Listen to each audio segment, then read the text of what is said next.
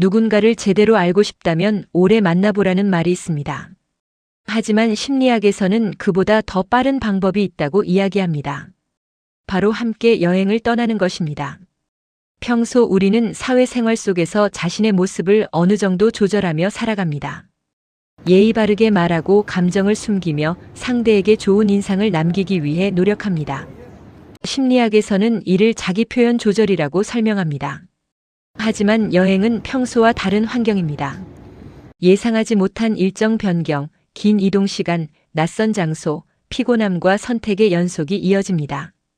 이런 상황에서는 평소 유지하던 여유가 흔들리기 쉽고 감정과 습관이 자연스럽게 드러날 가능성이 커집니다.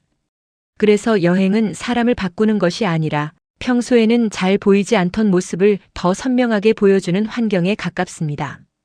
첫 번째로 드러나는 것은 감정을 다루는 방식입니다.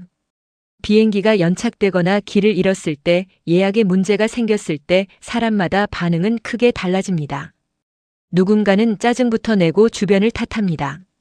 반면 어떤 사람은 먼저 해결 방법을 찾고 함께 있는 사람의 기분부터 살핍니다. 같은 상황인데도 전혀 다른 반응이 나오는 이유는 무엇일까요? 심리학에서는 스트레스를 받았을 때 감정을 조절하는 능력이 사람마다 다르다고 설명합니다. 감정을 잘 조절하는 사람은 문제가 생겨도 상황과 감정을 분리해서 바라보려 합니다. 반대로 감정에 쉽게 휩쓸리는 사람은 작은 문제도 더 크게 받아들이고 그 감정이 말과 행동으로 이어질 가능성이 높아집니다. 그래서 여행에서는 말보다 감정을 다루는 태도가 그 사람을 더 잘 보여줍니다. 함께 있으면 마음이 편안한 사람은 문제가 없어서가 아니라 문제가 생겨도 주변 사람까지 불안하게 만들지 않는 사람입니다. 그런데 여행에서 드러나는 것은 감정만이 아닙니다. 조금 더 시간을 보내다 보면 그 사람이 세상을 바라보는 가치관까지 자연스럽게 드러나기 시작합니다. 그 차이는 아주 사소한 행동에서 확인할 수 있습니다. 두 번째로 드러나는 것은 배려하는 방식입니다. 여행에서는 하루에도 수십 번 선택의 순간이 찾아옵니다. 어디에서 식사할지, 어떤 길로 갈지, 언제 쉬어야 할지, 누구의 의견을 먼저 들을지 끊임없이 결정해야 합니다. 이 과정에서 사람의 가치관은 자연스럽게 드러납니다. 누군가는 자신의 계획만 고집합니다. 반면 어떤 사람은 상대의 컨디션을 먼저 살피고 모두가 편한 선택을 찾으려 합니다. 흥미로운 점은 이런 배려가 거창한 행동에서 시작되지 않는다는 것입니다. 걷는 속도를 맞춰주는 일, 상대가 사진을 찍을 시간을 기다려주는 일, 피곤한 기색을 먼저 알아채는 일처럼 아주 작은 행동에서 드러납니다. 심리학에서는 이러한 능력을 공감과 조망 수용이라고 설명합니다. 조망 수용은 내 입장이 아니라 상대의 입장에서 상황을 바라보려는 능력입니다. 이 능력이 높은 사람일수록 갈등이 생겨도 상대를 이해하려 하고 자신의 의견만 밀어붙이기보다 함께 해결책을 찾으려는 경향이 있습니다. 그래서 여행이 끝난 뒤 사람들은 관광지를 오래 기억하기보다 누구와 함께였는지를 더 오래 기억합니다. 좋은 여행은 멋진 풍경보다 좋은 사람이 만들어주기 때문입니다. 세 번째로 드러나는 것은 예상치 못한 상황에 대처하는 태도입니다. 여행에서는 계획대로만 흘러가는 일이 거의 없습니다. 갑작스러운 비를 만나기도 하고 길을 헤매기도 하며 예약이 변경되는 일도 생깁니다. 이럴 때 어떤 사람은 하루가 망했다고 생각합니다. 하지만 어떤 사람은 이것도 여행의 추억이 될 수 있겠다 며 새로운 방법을 찾습니다. 심리학에서는 이러한 차이를 인지적 재평가라고 설명합니다.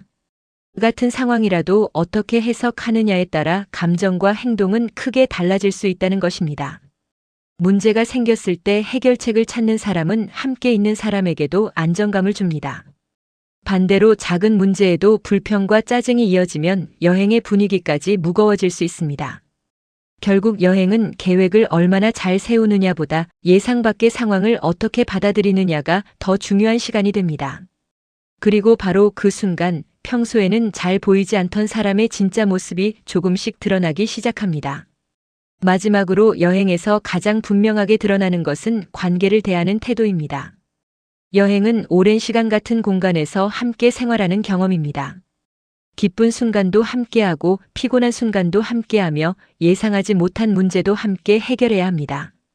그래서 평소에는 잘 보이지 않던 관계의 방식이 자연스럽게 드러납니다. 누군가는 실수가 생기면 사람을 탓합니다. 반면 어떤 사람은 문제보다 사람을 먼저 챙깁니다. 심리학에서는 안정적인 관계를 만드는 사람일수록 갈등이 생겨도 상대를 공격하기보다 문제를 함께 해결하려는 경향이 있다고 설명합니다. 이런 사람과 함께 있으면 긴장보다 편안함을 느끼게 됩니다. 완벽해서가 아니라 함께 있으면 혼자가 아니다라는 믿음을 주기 때문입니다.